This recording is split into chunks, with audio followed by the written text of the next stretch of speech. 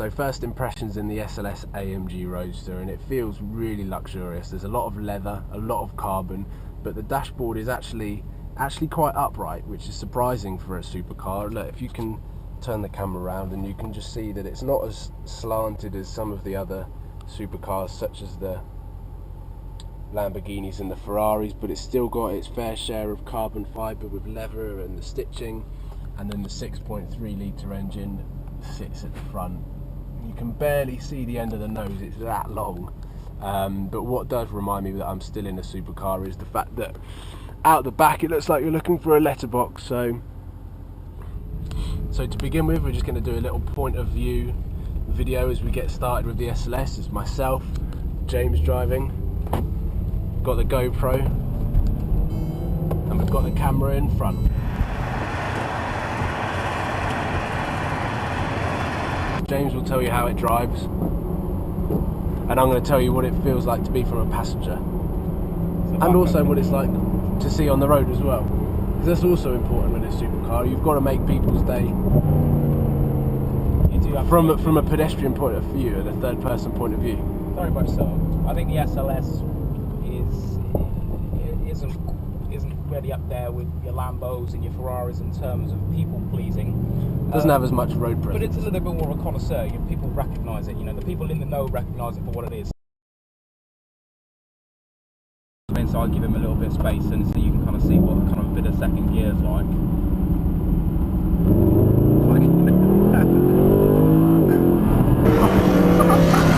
So it's got a lot of initial, and it does go very quickly. It's so fast. It is. The other thing that you'll notice with this is that it's got the double clutch gearbox. I didn't even feel the gear change. Exactly. But this is still a pure 6.3 litre. Exactly. They don't give a crap about petrol. Completely. I mean, how many miles to the gallon does this car do? I think you're on a good run, you'd probably get about 18. But most of the time, motorway driving. Yeah, most of the time you're doing about 9 miles to the gallon. It's good. You know, that's the kind of thing that I'd want if I bought a car like this. I want it to do good fuel. That's not the way that it works. You don't buy a supercar to save fuel. Oh my goodness! If you start really getting into, if you do buy a supercar based on fuel, then you're not buying a supercar. Then you're not buying a supercar. You're not buying a supercar. Get a Prius. Get a Prius. Do you know, every time I drive past a Prius, I always downshift. There's a Prius here. Whatever I'm driving. Where's my video camera? Greenpeace, we love you. At least we're in the countryside. We are in the countryside. And it's green. It is. So this car certainly is not green. I feel like we're harbouring a boat when we're moving at slow speeds in this car. No, you've really got to remember that the nose is way out there. And do you know what? It's very low to the ground. It really is. There's no lifting system on this. You do forget sometimes. And then there's no lifting. No lifter. You come into the car park and you think, wow, you know, I was pretty close there. The nose just lifts up.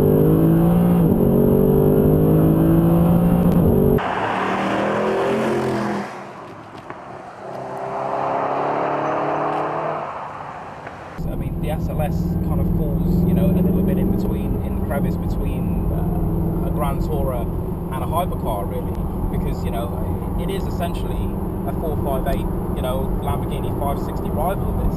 It's the same kind of budget, it's the same kind of power, same kind of technology. Well, actually, these cars are now, what, 95 grand on? Well, you can get an SLS coupe now, yes, for under 100, which is a real bargain. Yeah. You know, it's a quick car. It's a really bargain.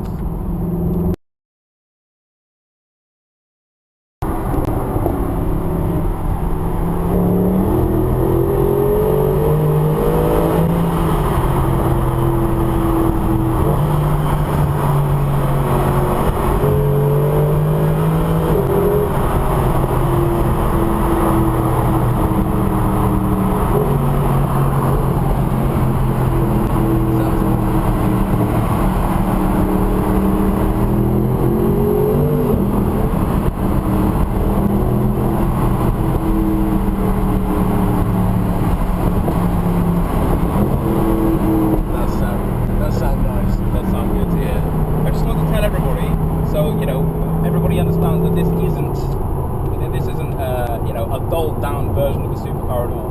The whole way through that tunnel run, I was flat, and the traction control light was flashing from the minute I put my foot down to the minute I stopped. From the minute that I started accelerating, the traction control. So it just wants to go. It just wants to give it. Yeah, it wants to go. It really. Let's go.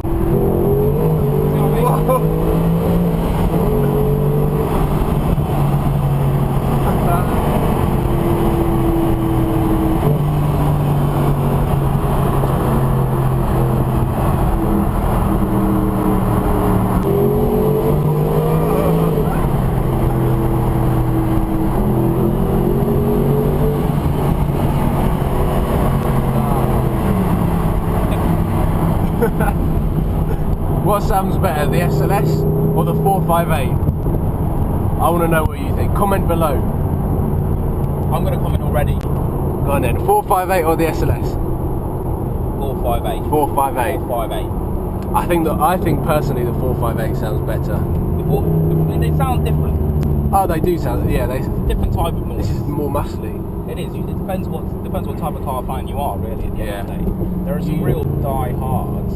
This is a proper Mercedes fans. gym junkie. This car. Oh, it really is. This car's been. He's been to the gym. Yeah, this has been to the gym. The 458 is 458 is an athlete. The SLS is a bodybuilder. Yeah, the SLS is a beast. It is a beast.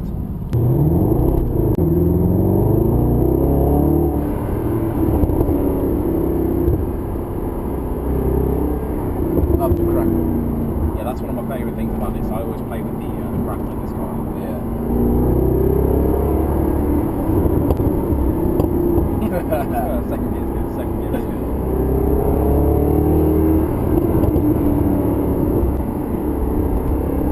It's the fun we have at my first supercar Premier Velocity. We find the best sounds. We find the best sounds. That's my little task I do. Whenever we get new cars on the fleet, I have to drive them and find out where the noise is best in each car. And we'd say second gear. Second gear in this is good. Second gear up to about 4,000 and lift off. That's a good noise in this Okay. one. That's a good noise.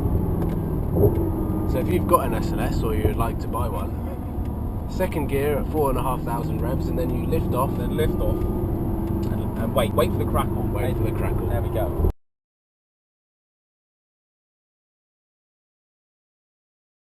So how is it to drive? What would you say? What would you say its best aspects are to drive? I think the best aspects of the SLS is that it provides a heightened experience between grand touring and supercar kind of insanity. It's got a mega engine that you can't floor, you really can't. 560 horsepower. It's got bags of torque, over 600 foot-pounds of torque, and a fantastic exhaust note. That's everything that you need in a supercar. From a driving perspective and an owner's perspective? From a driving perspective, I like the way that it drives, but I'm not excited by the way that it drives. It doesn't make me. Well, if it doesn't excite you, then it's not going to excite me. Exactly. It's an understated supercar. It is an understated supercar. That is probably the best thing that we can do. That's the best way we can wrap up in saying that that is what it's trying to be, and they've succeeded in doing that. I respect it for that reason. Yeah. And it is a good car. It is a good fast car. It's not slow either. Jesus. Not slow at all. Not slow. So the SLS AMG Roadster, done.